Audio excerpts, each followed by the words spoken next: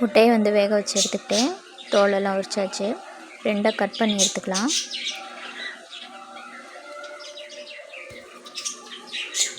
தனி மிளகாய்த்தூள், மிளகாய்த்தூள், தேவையான அளவு உப்பு சேர்த்துக்கலாம். கொஞ்சமாக தண்ணி விட்டு அதை நல்லா மிக்ஸ் பண்ணிக்கலாம். கட் பண்ணி வச்ச முட்டையை எடுத்து மசாலாவில் தடவி எடுத்துக்கலாம்.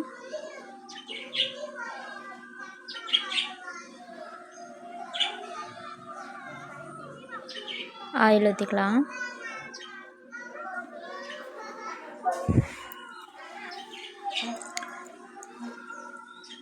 முட்டை எடுத்து போட்டுடலாம்.